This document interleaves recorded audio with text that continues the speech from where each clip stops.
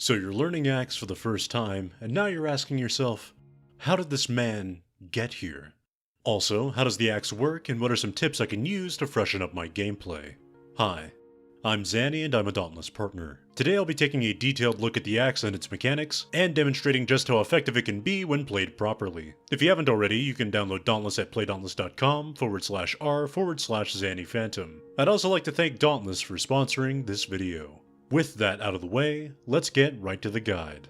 Compared to the other weapons, the axe is much more methodical in its pacing, utilizing slow but dummy thick attacks. Using the axe is going to require extensive knowledge of behemoth openings, and how to exploit them to get the most damage out of your combos. Speaking of combos, why don't we take a look at some? Your combos are going to consist primarily of vertical and horizontal attacks, both of which serve a unique function. Vertical attacks keep you rooted in place, but deal more damage overall. The first horizontal attack allows for you to slowly move while you charge, but drains much more stamina if held for too long, and deals less damage overall than vertical attacks. Vertical Ripper consists entirely of vertical attacks, with the final attack capable of being repeated until you run out of stamina. This combo will keep you primarily in one place, as none of the attacks have any substantial forward momentum. Horizontal Edge consists of entirely horizontal attacks, and carries a lot of forward momentum, making it ideal for closing the gap between you and a behemoth. The first and third attack of both combos can be charged, causing the initial attack and the entire combo to build up your special meter, located just below your stamina bar.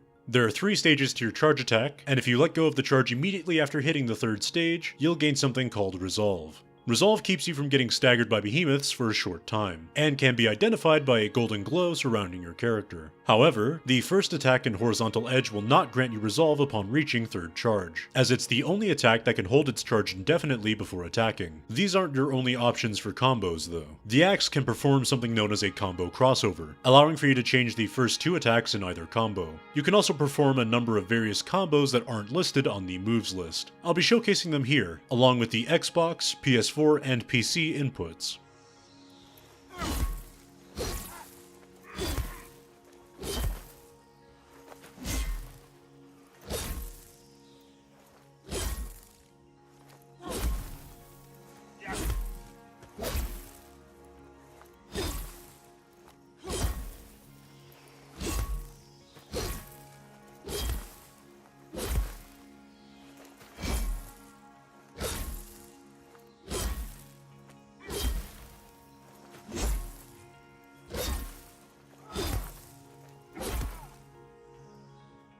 Out of these 8 combos, the best one to perform is 2 vertical attacks, followed by 2 horizontal attacks, for a combination of maximum damage output and meter gain. You'll want to charge the first vertical attack, and then charge the first horizontal attack in that combo to gain some dummy thick meter gain. You can also perform a charged horizontal attack in the place of the first vertical attack if you need to reposition, but do be warned that this will drain a heavy amount of stamina in the process. In some very niche circumstances, you can also perform the Vertical Ripper combo in order to gain massive amounts of meter from its final, repeatable attack. I wouldn't recommend this as your primary damage source, but it can be used in situations where you have a large enough opening to build huge amounts of your special meter. I've been talking a lot about the special meter, but what does it do? Your special meter gradually fills with every charge attack you land, or with hits from your special attacks. Flight of Ruin will be your first special attack you'll have unlocked, and causes you to throw your axe like a boomerang, dealing damage and generating meter as it passes through a behemoth. You can reactivate it by pressing the special button again to perform an overhead slam, causing you to gain Resolve and dealing massive damage on impact. If you use your special ability at full meter, it'll deal increased damage and also cause you to gain a stack of Determination. Determination increases your damage dealt per rank of Determination you have, up to a maximum of 50% increased damage at rank 3 without mods.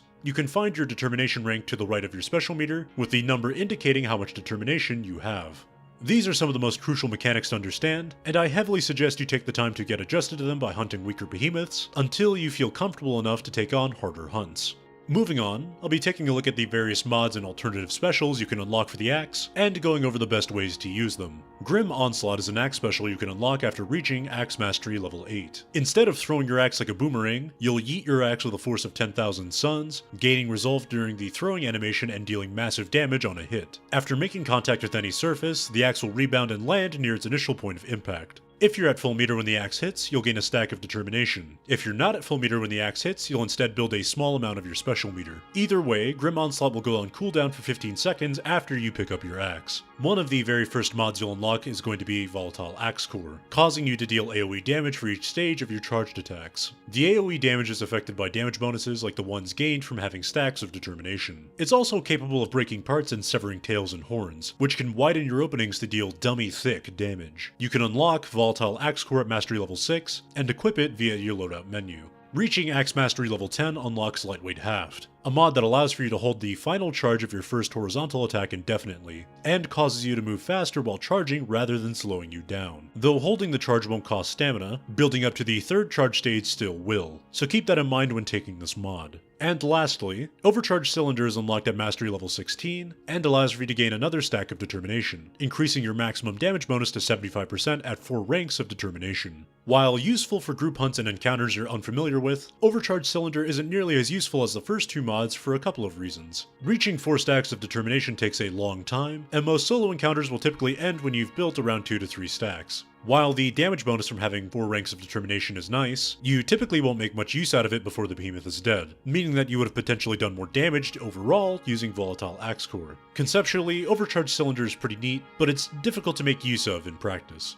I recommend playing around with each special to see what feels good for you. Think you're having problems managing your stamina? Ease up the burden by taking Lightweight Haft. Want to bump up your damage output? Volatile Axe Core is a great choice and is useful in practically every situation. If you're looking for a solid build to start with, I'll leave a link to my build guide for both beginners and masters, as well as a link to my video covering cells, both of which should give you some valuable insight on what to strive towards. In the meantime, here's a taste of what to expect from Endgame Axe gameplay, using one of my favorite Endgame builds.